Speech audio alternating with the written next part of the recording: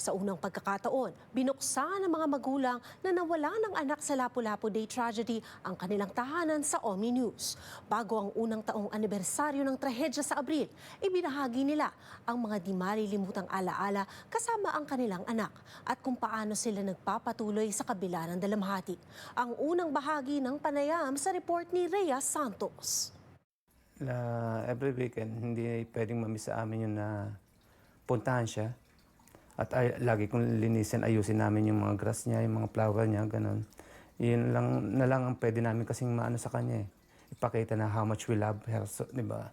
It's a big change for us. It feels like it's empty. Like it feels like we're all gathering together, but it feels like the room is still empty. Always fresh flower and then candles. She will like tell me that can you cook langgunisa and luncheon meat because I'm coming over. Di na nagtayo ng Christmas tree noong Pasko. Tahimik na pagsalubong ng bagong taon.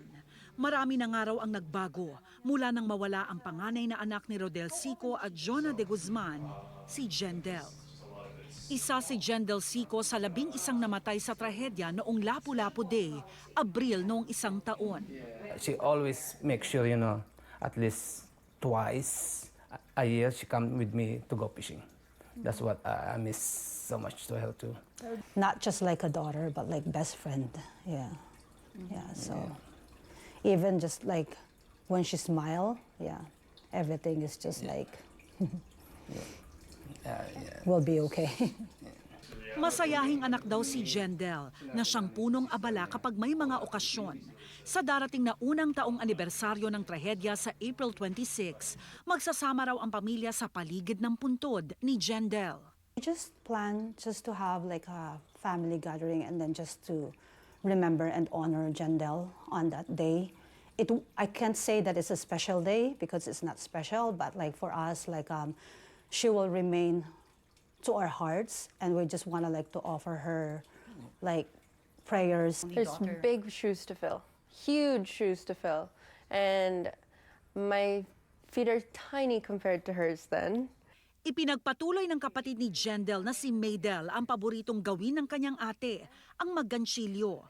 Mamimiss niya raw ang mga panahon na magkasama sila, ang taong pinakamalapit sa kanyang puso.